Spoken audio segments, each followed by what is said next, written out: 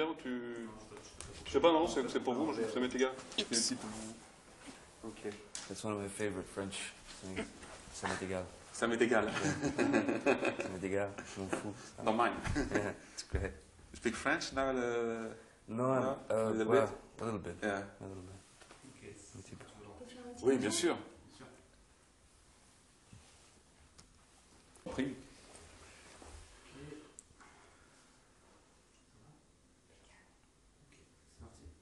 Okay, Johnny, do you remember the first time Tim speak with you about this movie? I mean, if Tim called you just to say, I have a new movie, you said yes immediately. Even if you don't read the script, you don't mind, you said yes because it's Tim Burton? Absolutely. Yeah? Yeah. In fact, I was here, I was in Paris, I was doing the film with Roman. Uh-huh. I was doing The Ninth Gate, and I got the call from Tim, and I think that he maybe got like not even halfway through the question, you know, would you want to, or would you like to do the film? And I said yes. I just said it immediately. So yeah, I don't even think I let him finish his question. Yeah, anything Tim wanted to do, I'd be there. I'd do it. But you know why you like to work with this guy? Well, there's so many reasons. First and foremost, I like him. Mm-hmm. You know, I like him, and I trust him, and I respect him. But aside from that, I mean, even just in terms of creativity and filmmaking, I think that Tim is one of the great. He's one of the great visionary filmmakers of all time. He's so himself. He's so he's not. What he has is not learned. Mm-hmm. You know, what he has is it's innate. It's a gift. So I think he's you know, he's one of those. It's one of those rare times when you can in fact say, ah, okay, this guy's a genius. You know.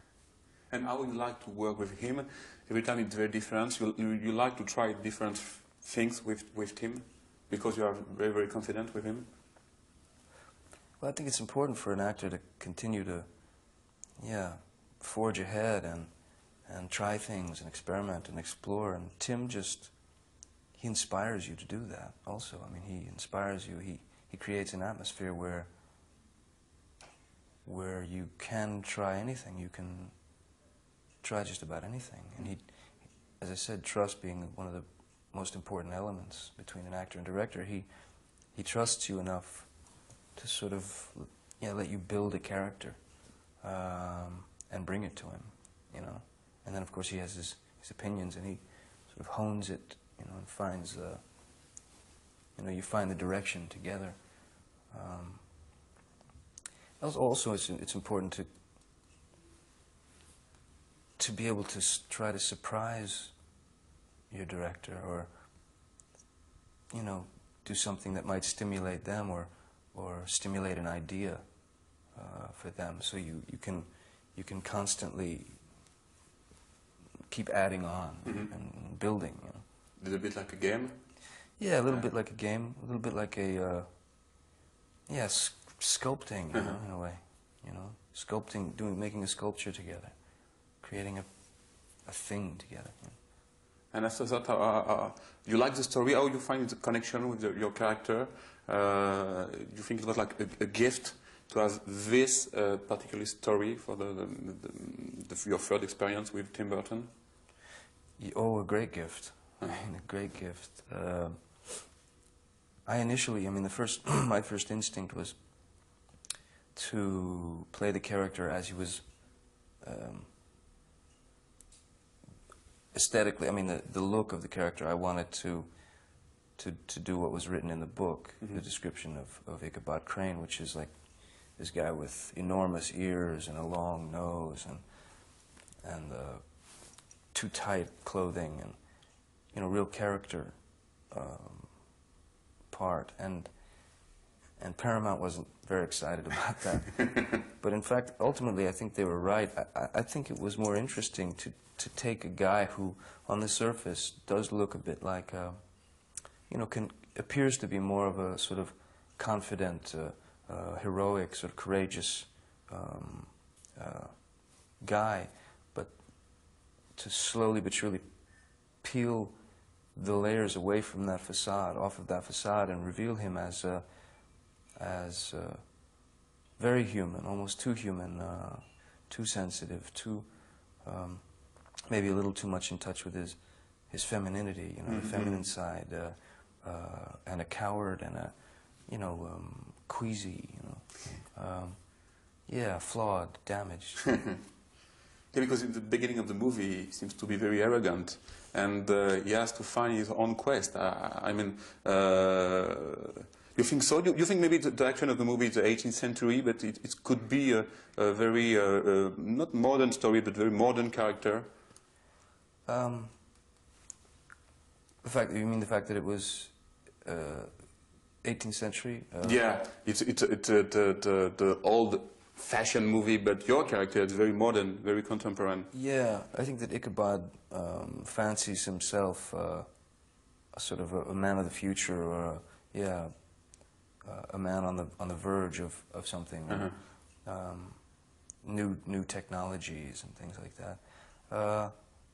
I think it kind of oddly sort of parallels the irony of what is happening today. There's a line at the end of the movie where Ichabod is very hopeful for the new millennium, and talks about the 19th being upon the 19th century, where it's sort of implied that murder and this kind of thing will be a thing of the past. I mean, the irony of that is I mean, at least you can sort of at least take some sort of humor with it, you know.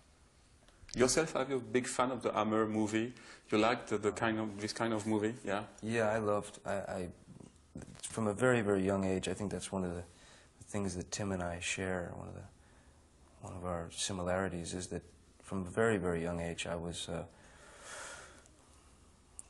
almost obsessed with horror films and horror characters, sort of monsters. I can remember getting in trouble in school at a very, very young age, you know, like 6, drawing pictures of Dracula and Frankenstein. And, and the Hammer horror films of the 50s and 60s were, it's almost like a different style. You know? It's like a different style of filmmaking, a different style of acting. It had a different look to it. It was, it's very stylized and kind of poetic in a way. It's a lot of poetry. Yeah, exactly. Yeah. The acting style in particular fascinated me because it's it's almost like right on the edge of, which is what I was trying to do. You know, take it just to the extreme where it's almost too much, but maybe it's just enough. You know, somewhere, you know, teetering on that. You know, balancing yourself on that edge. Sometimes in those films it was like bad acting, but bad acting in a good way, sort of very interesting acting. I mean, not Christopher Lee is a great actor, and Peter Cushing and Vincent Price and all those guys were terrific actors, but some of the sort of peripheral characters, it's questionable, you know. But you mean when you accept to play in a movie like that, you have to play with your own emotion, and maybe it's a first degree for the actor? You have to have, I think, with any, you have to have the very base of the character has to be rooted in truth. There's got to be some semblance of honesty. Otherwise, I think people are smart. You know, they pick up if it's just a total lie. They feel it. They get a sense. They smell it. You know. So yeah, the first thing is you have to have the foundation of truth, of honesty, and then the idea is to push it a little farther and stretch it out and kind of form it, you know, distort it. I remember I met you just before the shooting of Nick of Time, and you said to me, I'm so happy to meet Christopher Walken on Nick of Time. Now Christopher Walken is here, Martin Landau too. Is it important now to you to have, not really the family, but to play and with the director you admire and you like very much?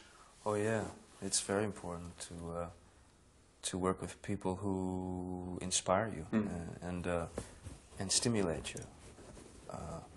Chris Walken, I mean, yeah, going to work with Chris Walken was a great opportunity for me, and certainly the same thing with Martin Landau. Yeah. And now to have the sort of the chance to be in a film with them again is yeah, it's another sort of great gift. But yeah, it's important to work with people who you respect and who you find stimulating or interesting. I like very much how you chose your movie. Do you think you have a little bit out the system, Hollywood system, or you are really in the system, and how you can find a good balance between different projects? And I mean, is it exciting or is it difficult, you think, to work in Hollywood? It's exciting because it's difficult. Yeah. It's exciting because it's difficult to stay true to the things that you want to do, to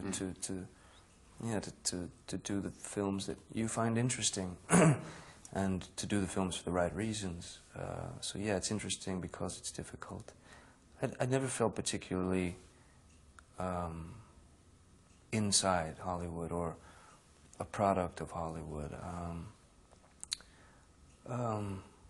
I would find that very limiting and boring. Because you need to be able to go against the grain of whatever they're trying to make you, you know. A lot of people find the key to success in formula, and they are able to devise a formula that works, and they know each time they go out there and do a film, the audience is going to buy it because they bought it before, they like it, you know, it's comfortable and it's safe. I myself, I don't believe in that. I just don't believe that. I don't believe it's healthy. Mm-hmm.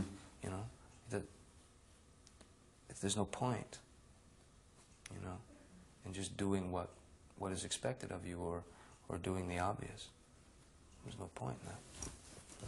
We're out of time. Do you have a last question? Yes, just last question. You mean regarding Hollywood? You mean? Every time it's different process, and to you the cinema is not the question of France, USA, it's a universal language? Cinema? Yeah. Yeah, I know. Cinema is definitely a universal language. It's a powerful medium, and one that, yeah, you can use to try to stimulate others. They're completely different animals, the cinema of Hollywood and the cinema of France. I would say that France, you can call it cinema, and Hollywood, you have to call them movies, I think. Or business, maybe. Business, yeah. Yeah, they're very different animals. Yeah, Hollywood is industry, and Europe is a bit more open to the possibilities and experimental and yeah, sort of pushing the parameters, the barriers, you know, and exploring other possibilities. We learn in America. We learn from Europe. I mean, we learn from French cinema. We learn from great filmmakers like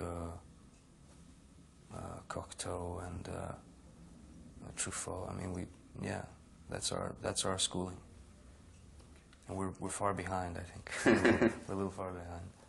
Okay, thank you very much. Thank you. Thanks. Thank you. Okay, Thanks.